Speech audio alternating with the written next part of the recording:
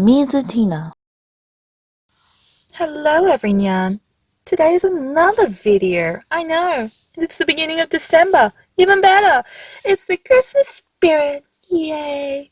But today, my video isn't so much about the Christmas spirit, but rather the top 10 top 10, bloody hell. Let me rephrase that. I got too excited because there's actually a whole lot of special mentions because I couldn't leave some out because I don't really have I have a top something? Anyway, top 9 mangas of all time according to Mizu. I'm going to have some oldies, some newies, some goodies, some baddies, because I really don't know my taste in manga sometimes. It just confuses me. So, most of them have no order except for maybe the last 5. Yeah, I believe so. The last 5 kind of has an order. More of the importance to me. I mean, I could put Death Note on the list, but it's not really a favorite of mine. It's somewhere in the top 20 at least because it's more of that one's more of a sentimental. But if I went by sentimentality, it would be in the top 9 because it was one of the oldest. You know, you get what I mean. Anyway, we're going to start with number 9. And it is a title by Seven Seas. I've mentioned this a lot. You've probably saw this in the last video too, because I'm using the last volumes I recently got, except for one, because I can't get to the last volume because it's right at the back of the cupboard. You know, pain in the ass position. So anyway, let me introduce you to number 9. It is The Ancient Magus Bride. I know, I started collecting it this year, started reading it this year, fell in love with it this year, and I thought it was an amazing series. Currently, there is 11 volumes out with 2 light novels, 2 supplement books, and a guidebook. There is volume 12 coming out next year. The story basically follows Chise as she goes from an unwanted child to somebody who's really wanted by others, and basically becomes this very powerful mage's wife, bride, and it's basically their story is a development of themselves, of each other, of basically Chise and the world around her as she progresses into this wonderful young woman who is a bit reckless, but she's starting to learn her value, and I really enjoy reading that, and I really love seeing her progress, hence why it's in the top 9 despite having it for such a short time. Number 8 is also a Seven Seas title that started in the last year. Originally it was going to be in another video, but because I found out volume 1 came out last year, not this year, it got pushed over here instead, and I'm like, well, congratulations, you got upgraded. You may or may not be in next year's video, because next year I might find some new top 9s. Shocker. But anyway, we have Accomplishments of a Duke's Daughter. At first I didn't get it because I thought, oh, this looks really fucking stupid. So I just sort of, didn't bother with it at first. And then people kept telling me it's amazing, it's really good, you should give it a go. So I decided to, get one. I think I got 1, 2, and 3 together, or I got 1 or 2. Something like that. I have to double check eventually, but basically I got 1, read it, and then realized, damn, I'm an idiot. This is really good. It basically follows the main character. I forgot her name at the moment.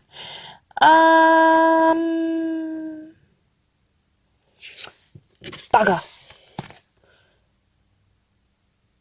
Iris. That's it. The flower Iris. So, Iris, originally she used to be before she became Iris, she was an office worker who died and ended up in the Otome game, where she becomes Iris, where she was about to be banished for bullying some snobby little chick who's basically now causing shit. Spoiler. So instead of, she's like, hell no, I'm not going to that nunnery. How about you send me to do something else? I'll do anything. So she ended up becoming acting Fifth Lord. And because they don't have a lot of systems she's used to from her world, she brought in a lot of systems that actually works really well and basically improves her fiefdom.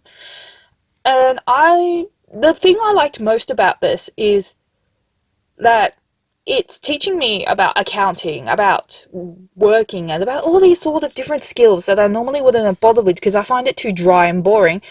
And it was done in a way where it's educating me on what's real without being dry and boring. And you're following this very interesting young woman who's trying to become better than what she would have been destined to be, which would have been in a nunnery.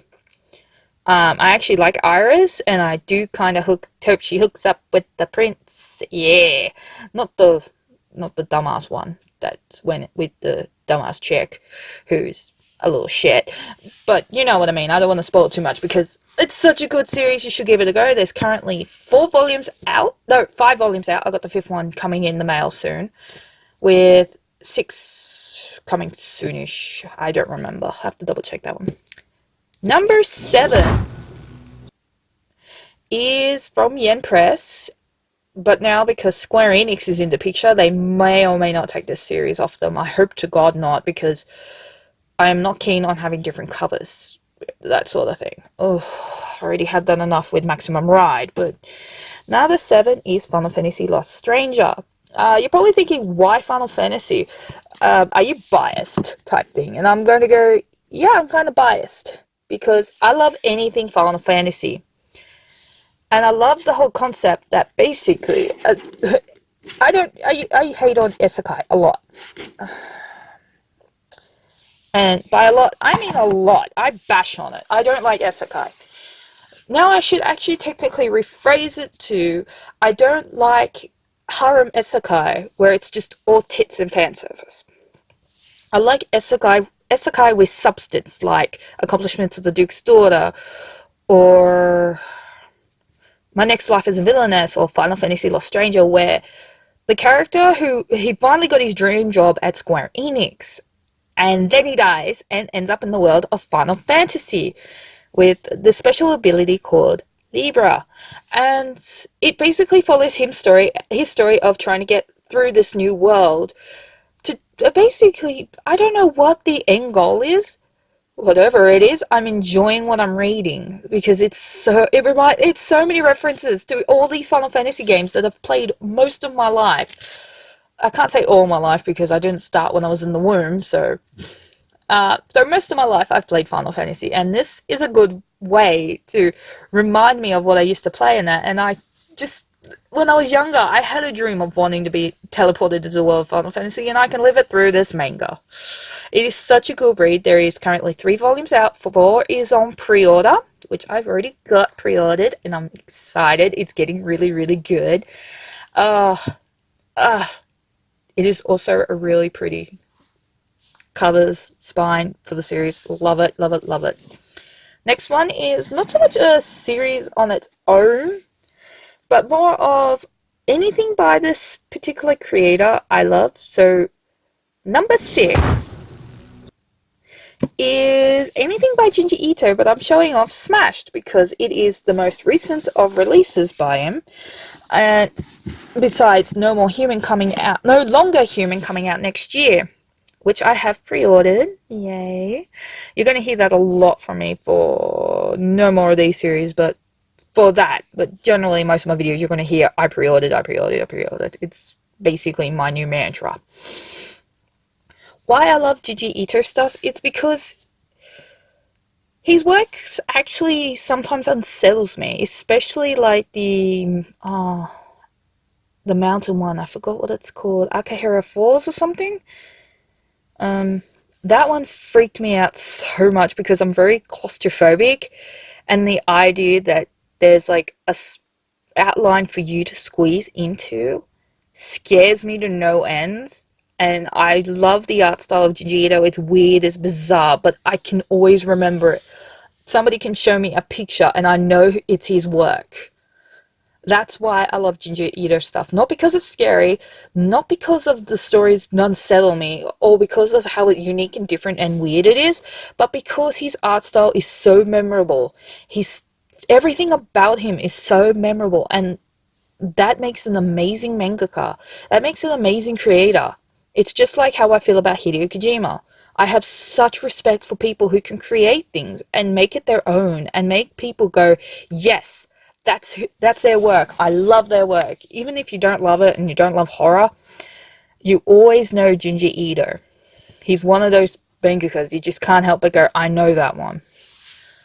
Number 5 is also like my Final Fantasy bias. It's just something I love. I can't help myself. I have like all the Project Zero games, which is Fatal Frame in America. I have like all of like, I can't think of anything other than the one I'm just going to spoil anyway. So, Resident Evil, the Mahara Desire. Yeah, Mahara Desire. I may not overly enjoy the series, but I love, for some reason, coming back and reading it all the time. Can't help myself. Personally, I would like to see Sig actually, license and translate the Heavenly Isle one so I can have all the Resident Evil mangas, because I love anything Resident Evil. Just slap Resident Evil on it, I'll probably buy it. Can't help it. What I liked about this series is because it sort of gives you like something before Resident Evil 6. I was about to say 5. Resident Evil 6, when everything's in the game is like gone to hell and you're wondering, how did this happen? Mahara Desire kind of gives you like an input of that there's somebody out there just like giving out the virus to everyone that they think, oh yes, you look like you could do a little pick-me-up. Here you go. Time to wreak havoc type thing. And basically, it's a good sequel before the game. And I really enjoyed it. It's got zombies, it's got gore, it's got violence, it's got that cute character where I'm like, he died. Situation like it usually does. It's got Chris from the main series. It's got I forgot his name. His partner that you see in Resident Evil 6, who I've accidentally killed last time I played. I really enjoy anything Resident Evil though, so of course it's going to be in my top 9 of all-time favorites. Now, the next 4, this one is very, very, very biased on the reason, truthfully, of sentimental value. Of course, the series are good, otherwise I wouldn't collect them. I wouldn't have every single volume. I wouldn't be trying to get the ultimate editions of them, even though they're very, very expensive and I'm only missing 2. But, 200 USD plus for them. No, not yet. I'm waiting. So anyway, we're going to start with number 4 of a series that a lot of people would know because it's a fairly old manga and anime series.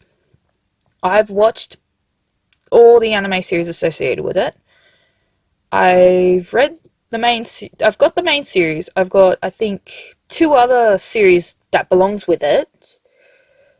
And there's like another few that I don't have yet, but I plan to get one and I'm not sure about the other one. So let's tell you what it is. It is Neon Genesis Evangelion. I wish I had the series I originally started with, but it went missing years ago. Or I got rid of it because of a very, very bad experience I may one day share. Don't know. Don't particularly care. It is 14 volumes long, singly. Or you can buy the omnibus version, which I did to replace my missing ones, from Viz. The ending of this, in my opinion, the ending of the manga is a lot better than the original series, the original anime series.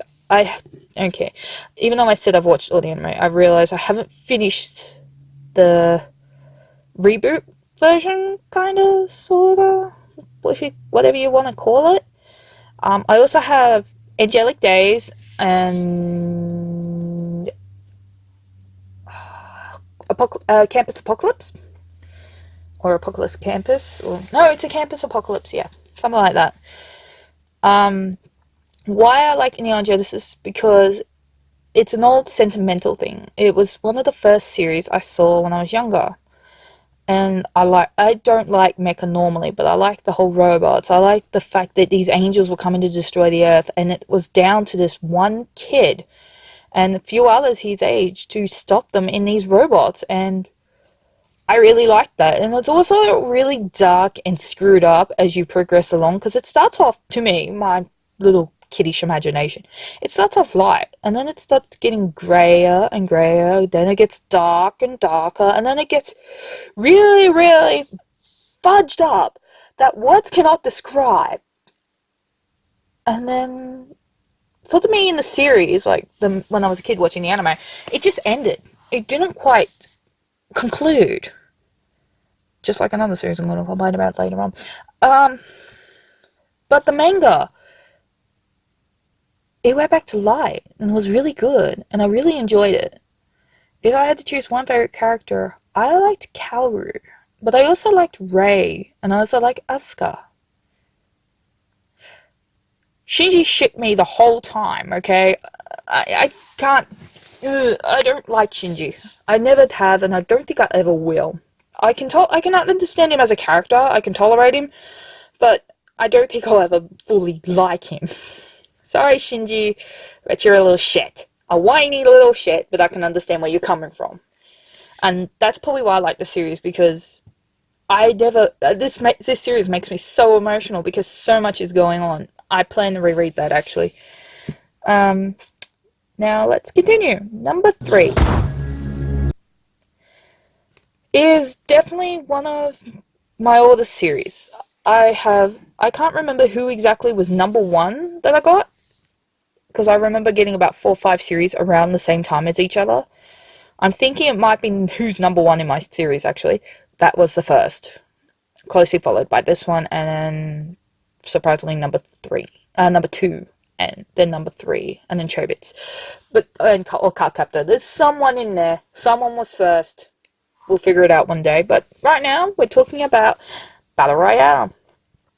Yeah, this one has the funny story of, it's not meant for people under the age of, basically 18.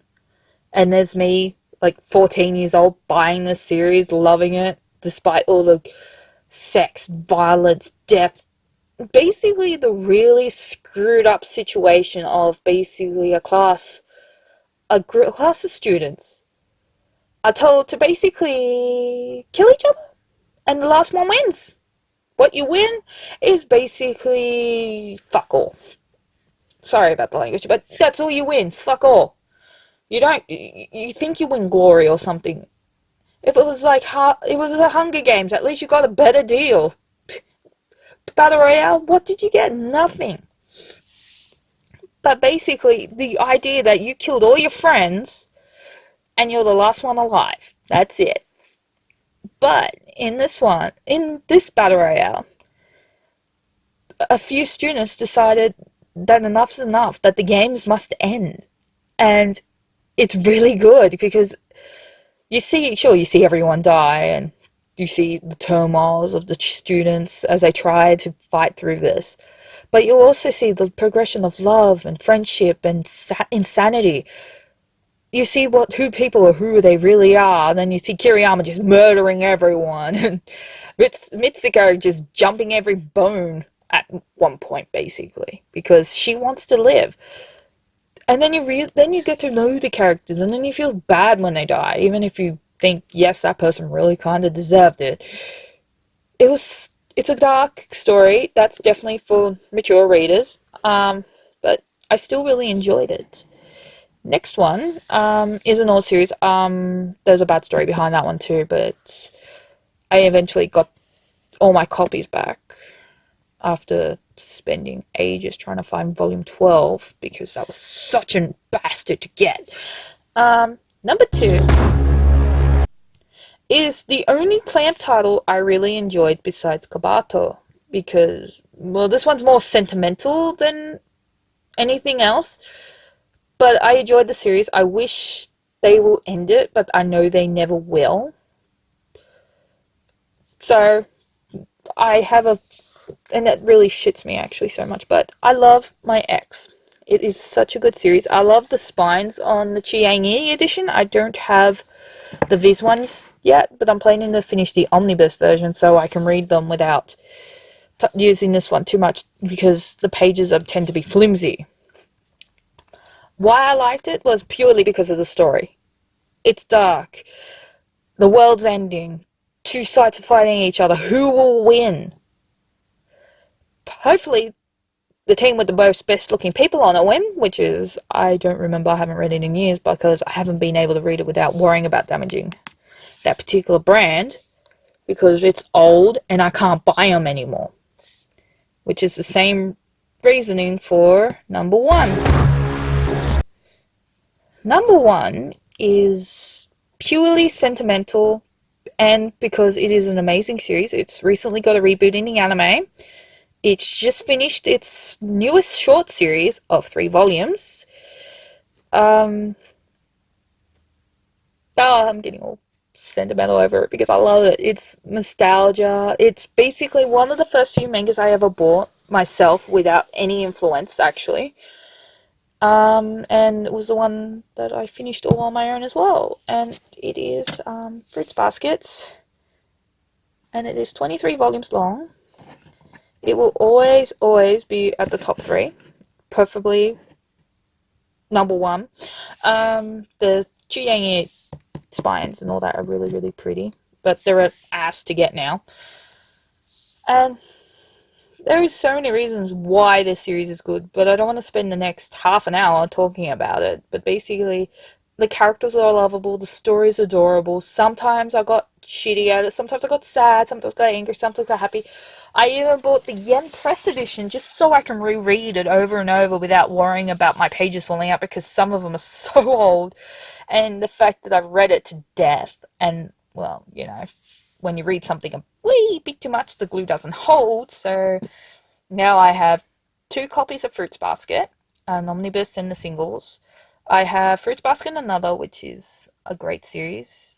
But there's some of my favorites. And now I will have a special section called My Special Mentions. And I'll give short reasons why they are my favorites and why they deserve to be mentioned, besides the fact that some of them weren't printed in 2019. The first one is A Big Chunky Monkey, which I've read the light novel of recently, and it was really, really good. It will also be one of my favorite mangas because it's really, really good as well. It is Wolf Children, Ami and Yuki.